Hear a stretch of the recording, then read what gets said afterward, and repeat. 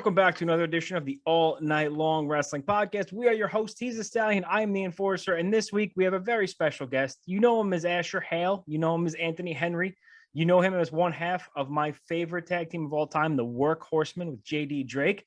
Anthony Henry, man, thank you so much for joining us today. I know you're in transit. I appreciate the time. Yeah, no problem, man. I appreciate you having me. Cadet says hi, and let's do it. That is awesome. You're gonna hear, like, I don't know, it's gonna be bad because Joe's got one dog, I've got three. When one barks, it goes. You're gonna hear it. So I'm sure there's gonna be some kind of kerfuffle.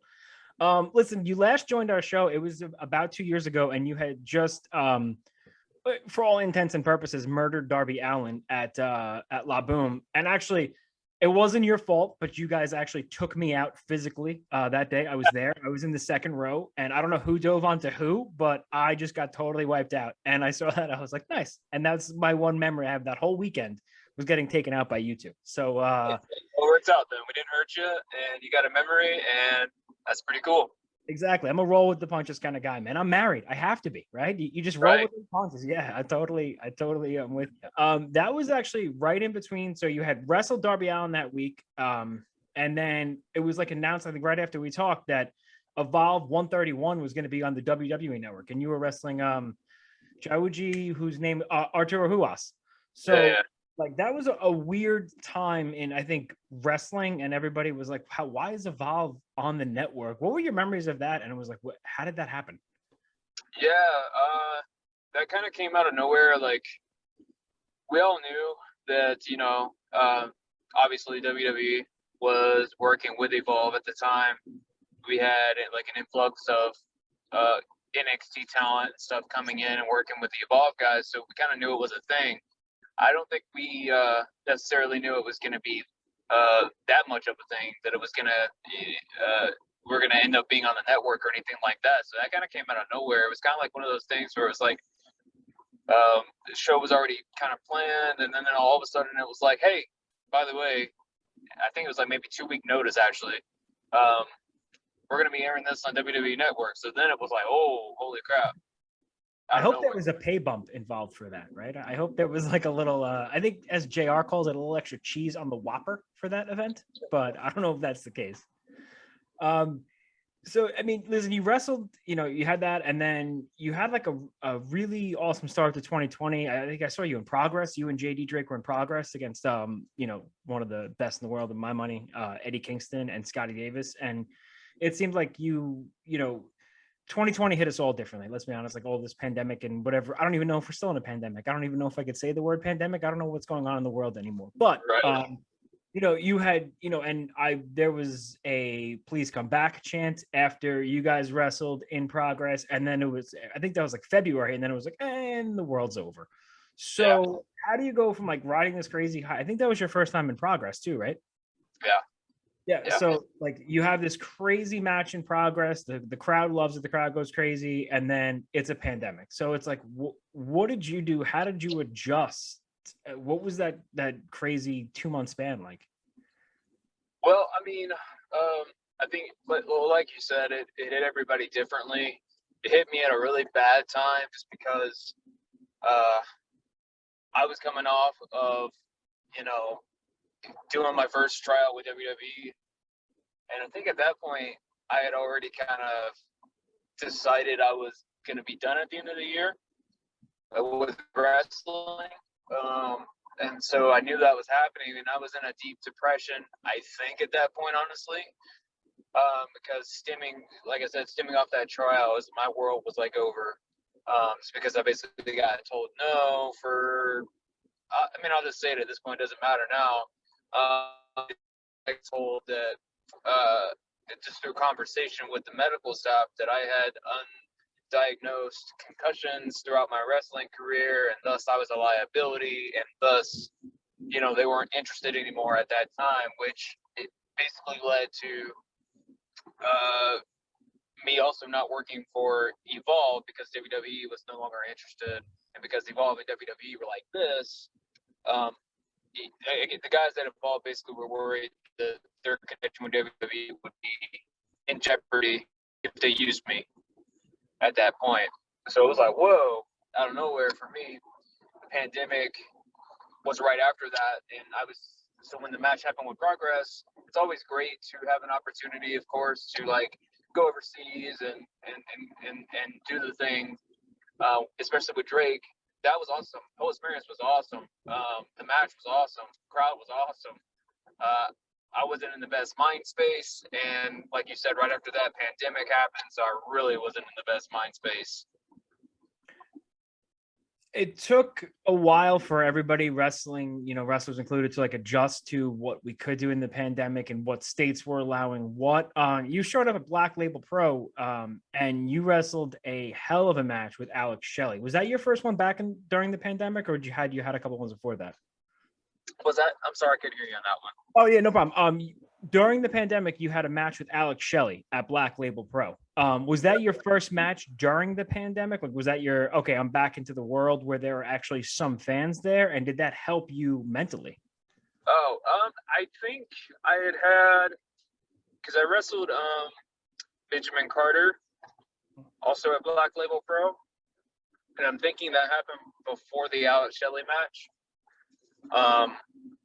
So I had some limited bookings, I think, at the time. Like I was doing stuff also with Action Wrestling while the pandemic was going on, and we were slowly having, crowds come back in. But no, the Alex Shelley match was fantastic. Like that was kind of like, again, I was in the process of kind of calling it quits, and essentially I had some names that I wanted to wrestle, always wanted to wrestle, and Black Label Pro was one of those places that were kind of willing to appease me, and they gave me Alex Shelley, and so we had that match, and fantastic. I had so much fun. It was a great memory for me. But I guess to answer your question, having a crowd, it was still kind of weird because the crowd was so sparse. Like there were people there, but they were all spread out. So it's kind of the audio was weird. You just couldn't hear the crowd like you normally would be able to hear a crowd. But I mean, overall, definitely better than having nobody there. Sure. Yeah, that's which is, and like I said, the match itself was enough to have a good moment in the midst of this crazy thing that was going on. Sure. Now that you found out all that you found out about your concussions and your medical in WWE and Evolve. Like, was there a certain protocol you had to go through to get booked in other places, or was it just like, listen, you could do this, but we wash our hands of any of the medical stuff? No, I mean, basically it was like one of those things, like, so there was no testing done. You know what I mean? It was just a situation where I answered questions honestly, which I guess a lot of people lie. Like, have you ever been hit? Like, have you ever, what happened? And they just kept asking these questions, and I'm just being honest, and it's like, if you're a professional wrestler, at some point you've been hit, and you've probably saw white, things got a little fuzzy. That's all I told them. And, their way of dealing with that is their way of dealing with that. It was what it was. But from there, it was basically just, evolve. We can't work with you anymore, and you do whatever you want. And then it was like, okay, well, what if I go get my brain tested or whatever I need to do? Go get a CT, right? Yeah. Go get a CT or whatever. So I did that. And, of course, I was fine. My brain's fine. But it didn't matter, really. At that point, it was already kind of like, we're done. No worries. And so I just kept doing my thing.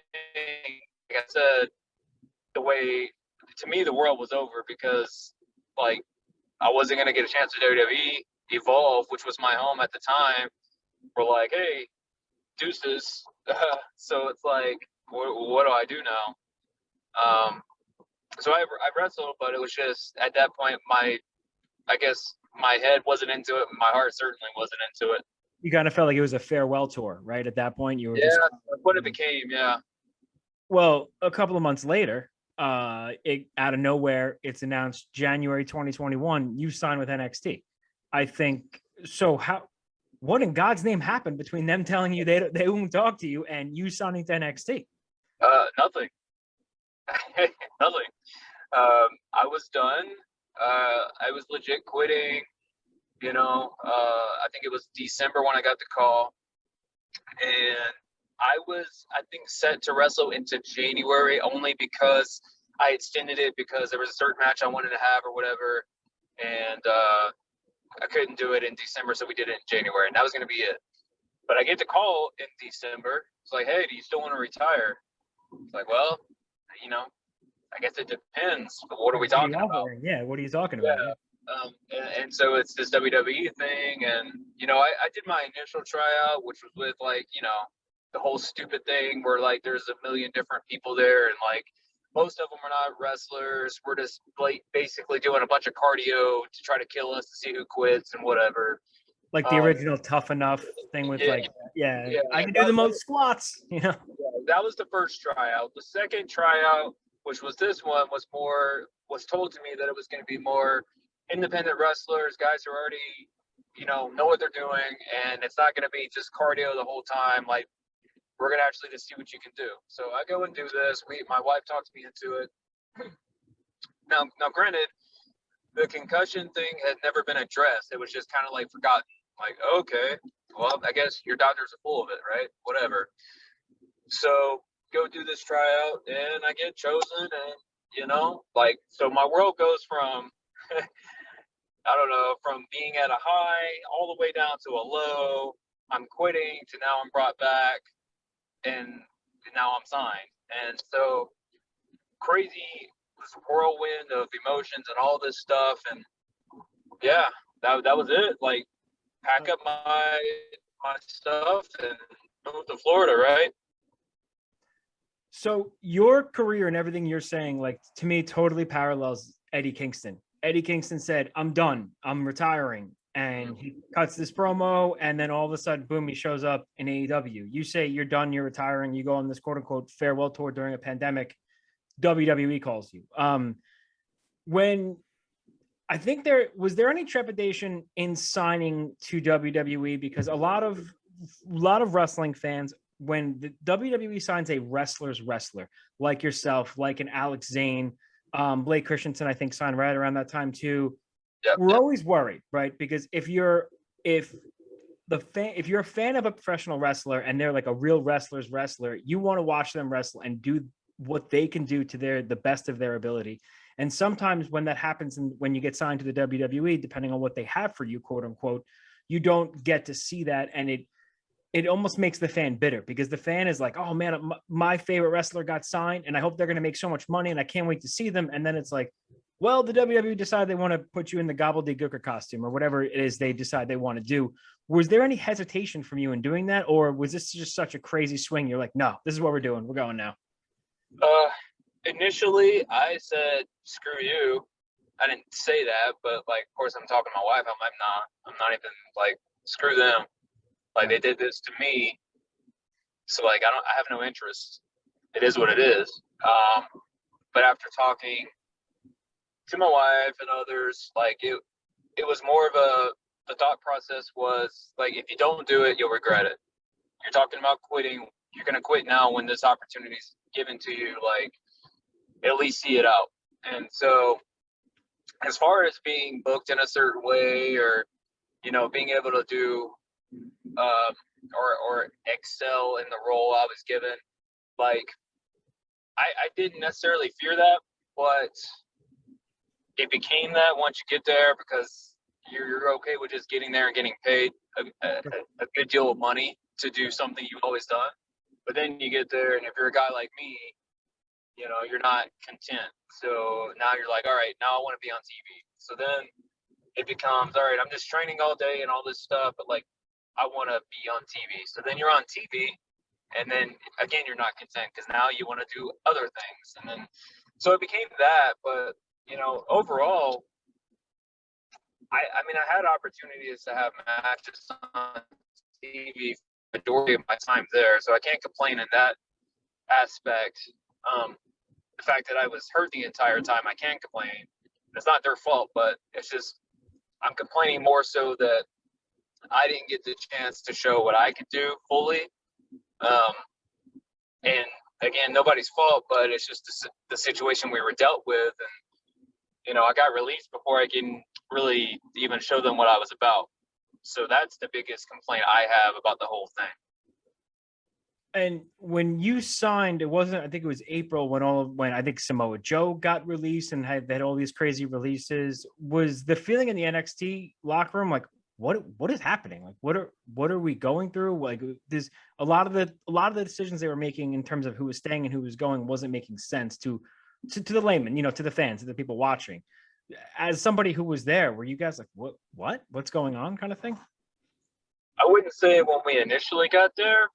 But once like that second round hit and other people got, fired, people that I was in training with that day, like hours before, were fired. Then it kind of became, okay, wow, all right, what's happened? Then it was like, even top guys in NXT were like contemplating what's going on, and I'm sure it's worse now that we had another round, and I hear there might even be more rounds. I don't know. But it wasn't that initially, but it definitely became that whole everybody's kind of worried now, Sure, like almost like nobody is safe. You mentioned you did get to have matches. You were on 205 Live for quite a while, and I think I haven't watched 205 Live in God knows how long, so self-admittedly, right? And then they announced it was you versus Ari Sterling, aka Alex Zane, and I tweeted it, and I was like, I can't believe the WWE gave me a reason to watch 205 Live, and I added you and I added Zane, and like that one tweet gained so much traction. Like, to me, like, I did a better job promoting 205 Live in one tweet than WWE ever has. So why all this unbelievable amount of talent on 205 Live? That's a show that if you're able to sit through all the WWE programming on Mondays and Fridays, God bless you, it's a lot, but you never see it. Like, there's never any discussion about 205 Live. So why is that? I mean, is it just there? It's the same as Main Event. Do they even, does anybody know what's on in the WWE? Yeah, I mean, I said this previously, and like it's made its way to social media, and I've seen just like the responses that the fans gave was like, because I was basically like, they don't care about 205 Live, it's just kind of there, it's filler, and they're like, oh, Captain Obvious over here. I'm like, well, I'm not trying to say that I'm making any kind of like crazy statement that nobody knew. Like, everybody knows it. I'm just the question was asked, so I'm answering, and I'll answer it again. And it's like, yeah, it's just it's content that they need to have. They get paid for a certain amount of content, I'm sure, and it's part of that. And not only that, I think it does aid in like, helping talent get some reps in so that they can, possibly get booked on NXT or whatever it is. So yeah, I don't think they care though, honestly. There's no stalking to it. There's no storylines, there's no angles. There's just matches, and the matches are definitely poorly promoted, as you said. So yeah, it's just there. It's just there. I mean, it's poorly promoted with talent that I think we might have just lost Anthony Henry. Joe, can you confirm that, as per you are the tech guy and I am not the tech guy? Yes, I believe we've lost Anthony Henry, but if you want to react to his most recent comments, see if we can get him back. He's coming back. I'm going to react in anger. I'm going to react and I'm good. I'm not going to react yet. I'm angry, but I lost you for a second. Oh yeah, no, you're back. We could hear you. Okay, cool. So okay. All right, cool. All right, so I'm glad I'm not the only one that feels that way. But as I was saying, like, it's just matches and it's just content for the WWE. But the people they have on that show are some of the most talented performers. And to think that, like, I don't know, like, I think there was a stretch from March to June where Apollo wrestled Big E every single week in some shape or fashion, right? Like, you have a roster so incredibly deep and you're doing rematch. Like, if you're not going to bring these guys and to anywhere, it boggles my mind. And as a fan, you just get so mad because you see some of your favorites, and as you mentioned, the WWE they made another round of cuts. You mentioned you were released, and you see other guys in NXT, like a guy like Bobby Fish, who was with the Undisputed Era, a guy like Tyler Rust, who was just in the Diamond Mine, where like that debuted like 2 weeks before, and it leaves the fans scratching their head and then throwing things, and you're losing your fan base. And I think that's showing again. And I think we might have lost them again. I blame myself, Joe. I don't think that's on you. Joe, I don't do anything correctly. I feel like it's my fault. Oh. And we're back. Joe's the IT guy. He could snip all this together. It's going to look seamless, right, buddy? Yeah, I'm making this. Cool. So, yeah, as you mentioned, you were released a couple of weeks ago, and you put out, Anthony, you put out a tweet, and the tweet pretty much was very honest. And it said one thing in there, that you aren't what they're looking for. What does that mean? I would say that, there's just some changes that I think that, it's kind of common knowledge at this point, I think, to some degree, that the changes that are happening in the company, they're looking for younger talent. They're looking for talent that are probably larger, taller. That this seems to be where they're going. And unfortunately, not 6'2". I'm not 200 plus pounds, and I happen to be 37 years old. So, what they need anymore? Dallas needs 34. So, very similar as far as that goes. Well, I don't know if they're aware, but one of their most over talents is a guy named AJ Styles, who I believe is 44 years old and doesn't sniff 6 foot. If he was standing on some phone books, and no disrespect to AJ Styles, I'm only 5'7". I could say that. So right. I think the current climate of the WWE is in a state of flux. And now I was just reading that they're going to be taping NXT. So it feels like to me that they're not throwing in the towel, but it's no longer going to be what the fans loved about NXT. And that's sad for the fans.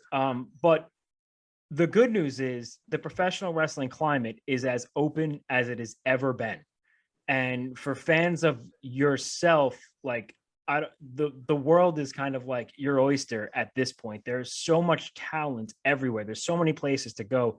Are you going to call JD Drake and find out why the hell that man is wearing fishnets? I speak to JD Drake on a regular basis. The answer to that question is he likes money, and he's gonna do whatever the job wants him to do. Which, I think, like, to some degree, like, fans, I think they have a certain, like, idea of what talent should do with themselves, and but honestly, if money's put in your hands, you're the only person that can make that decision, right? Like, is this best for me? Is this best for my character, etc.? That's a question only that person can answer. And if I have once again failed the All Night Long Wrestling podcast, Joe. I don't think that. Again, I feel like you're being a little bit hard on yourself. I don't think I deserve it, Joe. I deserve it. No, technology is a tricky thing these days. Steve Jobs, Bill Gates. There's a guy from Google in space right now. You would think he'd be able to get a Zoom. I don't know, Joe. Didn't he pay for that himself, right? Didn't he pay for himself to go into space? I feel like that's... Maybe he should take some of the money that he's sending himself to space in and get some better, get a better meeting platform is what I would do. Yeah. Because, nobody goes to work anymore, right? Like, everybody works from home. So you'd want to make sure these meeting platforms are substantial enough to hold the meeting. And was that Bezos? Which one's a Google guy? That job? I don't know. I feel bad for Anthony, who is probably having to listen to us talk about this banter while he's trying to reconnect. But I mean, yeah, I'll put out a tweet or something if you think that'll help. Find out about Google. You're a guy. And I just want to clarify my JD Drake comment. I love everything JD Drake does, and I'm totally into the fishnets. I don't care what I know a lot of people on the internet are up in arms about like certain things, and it's like you said, like people are getting paid, and he's making money, and he's having some really good matches on Dark and Elevation. So I'm just happy to see a guy like that who. Joe, could you ever picture a guy like JD Drake in NXT or in WWE? What is he? Is he part of the Wingmen? Is that what that is? Okay. That's the name. Yes, it's Cesar Panoni and Pretty Peter Avalon. I really thought that Drake might end up in NXT as well, just because were bringing in a lot of guys that were involved, around that similar time period that Anthony came in. Guys that we've talked to before, like Anthony Green, Kurt Stallion, right? A lot of those guys were getting looks. NXT and 205 Live. I thought maybe they would bring in a guy like Drake. They have Joe Gacy, right? Like they have Josh Briggs. Like there's a lot of guys that were brought in. They have like everybody from Evolve 134, right? Like, yeah. And I just think it's funny when people are like, "Oh, AEW signing somebody that was in WWE," and they're up in arms about it. I'm like, really? Because if Ring of Honor didn't exist and if Evolve didn't exist, WWE would not have like 30% of the people on their roster. So like everybody comes from somewhere. I think when you're talking about things like that, the issue is when you're signing, like, let's just say you're signing a Mark Henry or a Big Show, and then you're putting them over Kenny Omega in the main event. You're giving them like, I don't think there's any harm in signing somebody else's released wrestler as long as you're not just trying to capitalize on the name, right? That's kind of what I think the issue is.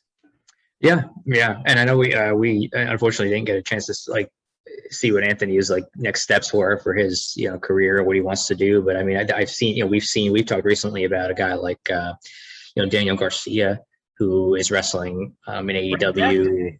Great call. He's been on Dynamite or Rampage, I think, the last like week or two, a couple of appearances on top of whatever I'm sure he's been doing on Dark and Elevation. So, I mean, I don't know what Anthony, what he's doing on IWTV, what he's doing like 4 or 5 days a week, and I think it's so cool.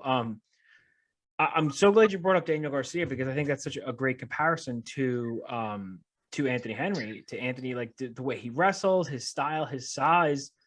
You have Anthony Henry. You have Daniel Garcia going up against Eddie Kingston tomorrow night, right? Or is it Moxley? No, I think it's Kingston. Is it Moxley? He's facing Moxley tomorrow. I think it's allegedly the main event, and I think we're trying to get Anthony back on here. So, but yeah, he's going to be in a main match on Rampage, which that episode of Rampage, I would like to think is going to be viewed by a lot of people, especially the internet fans that are. We heard something.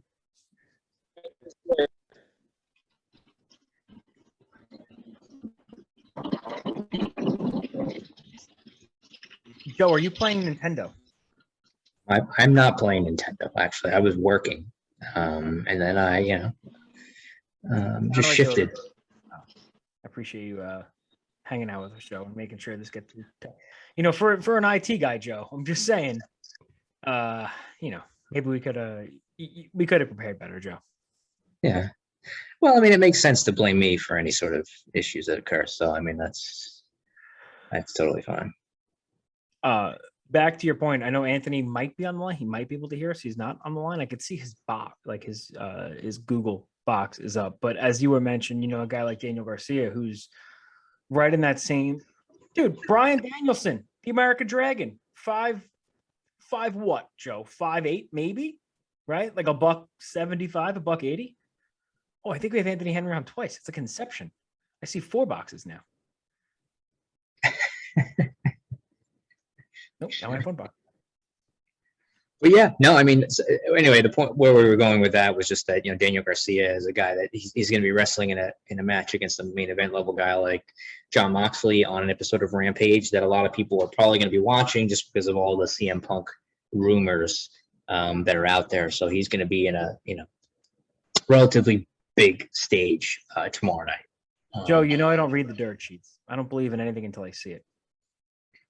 It's all speculation. That's what we're talking about. And again, hopefully we'll get Anthony back on here in a moment. But for me personally, as a fan, I don't know if that's something that he's looking to explore. But to your point earlier, JD Drake is there. Some folks from NXT have migrated over there. The former Everrise, now 2.0, is over there. So, but that's also. But I want to go back to something you said about Daniel Garcia. Then I want to get to this, but.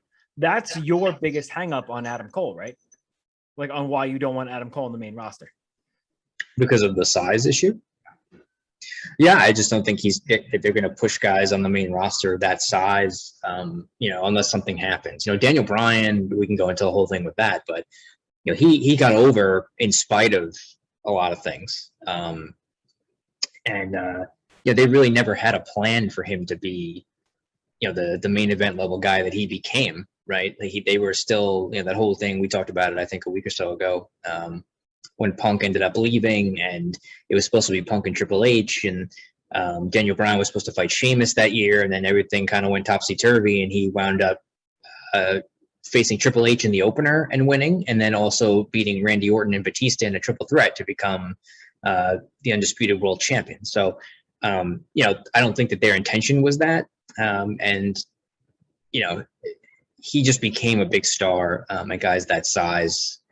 When they talk about the new generation era, like with Shawn and Brett being like smaller guys, there were still guys that were like over 6 feet and like 230 pounds. Yeah, Brett was too. Like if you look at Brett when he's in the Hart Foundation, Brett is, if you put Bret Hart and Shawn Michaels in that era next to modern day Adam Cole, they're going to tower over him. Yeah. Right. Like, if you put Brett next to Moxley now, Moxley's considered like a pretty decent sized guy. Brett will probably still tower over him. Shawn is going to be taller. Brett's going to be thicker than Moxley. Like these guys, I don't want to turn this into a WWE bashing show, but I am fearful for the fate of NXT based on everything that we've been hearing. If you have guys on your roster like Anthony Henry, Kurt Stallion, a Retro AG, a Bobby Fish, and you don't know how to use them, then you're not like, is NXT really going back to that FCW kind of feeder system where their show is taped and nobody's really going to care about it? Is that what's going to happen?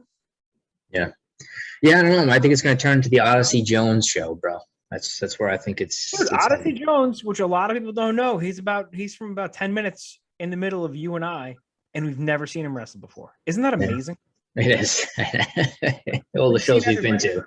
I've seen Minoru fucking Suzuki wrestle, and I've met Shibata, and I've never heard of Odyssey Jones, and he shows up in the WWE. Good for him. I mean, I think that's great for him, but I don't know. Well, I guess it looks like we might not get Anthony back, but it was great having him on, and I thought he gave a lot of good insight into what his career situation was like, and kind of what was going on in NXT, and some of the reactions of folks down there, and it's really interesting stuff to kind of hear that the experience that he had there, and what kind of place he was in then, and what kind of place he's in now. Yeah, I agree. It was great to talk to him. Unfortunately, I don't want to say we left on a sour note, but the whole focus of this show wasn't talk about what happened in NXT. I wanted to talk about what Anthony Henry has lined up, right? What we have, like where he wants to go. He's wrestled in Bloodsport. I watch so much wrestling, and when you think of a talent like Anthony Henry, and you're like, man, this card. Any wrestling card would be better for having a guy like Anthony Henry on it, because he's proven he could wrestle guys like JD Drake. He could wrestle guys like Lee Moriarty. Like, I had something here. I just wanted to, in the last 2 years, Violence is Forever, Alex Shelley, Eddie Kingston, Lee Moriarty, Warhorse, Oney Lorcan, Danny Burch, Roderick Strong. Like, these are guys that Anthony has wrestled. So when you say he's run the gamut of some of the most talented professional wrestlers out there, he absolutely has. And this new crop of wrestlers that are on these shows, I'm talking Game Changer Wrestling, as you mentioned, with Black Label Pro, I mean, ICW, No Holds Barred, Pit Fighter, but the two that I had outlined, and I'm just going to talk about what I wanted to see Anthony Henry wrestle, even though he's not here, because I want your take real quick before we wrap up.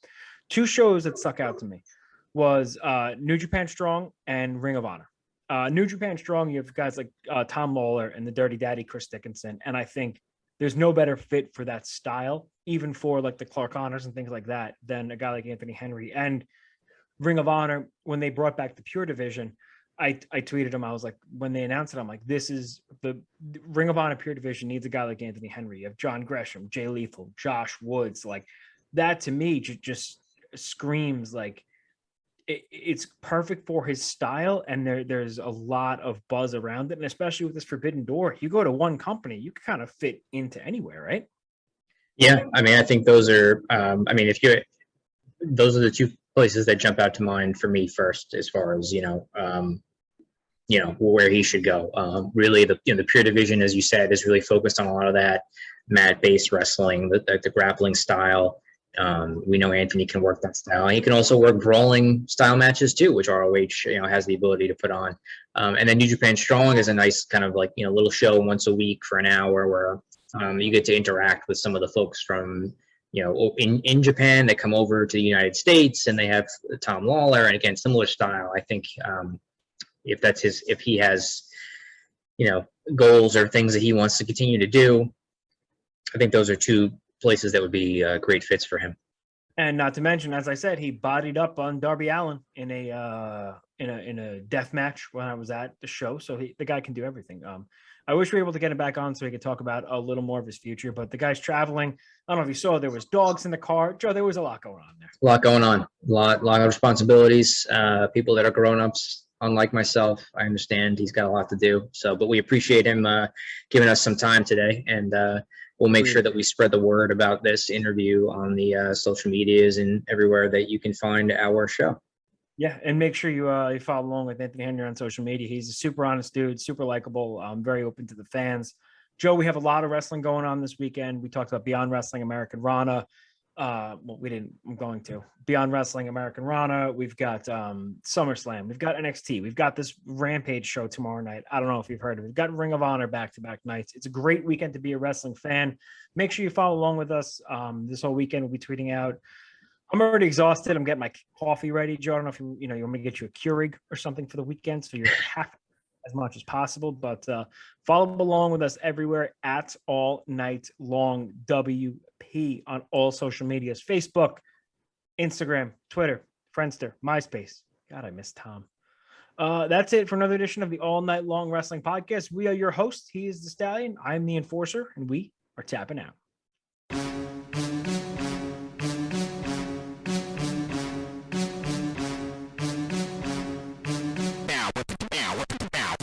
Friends.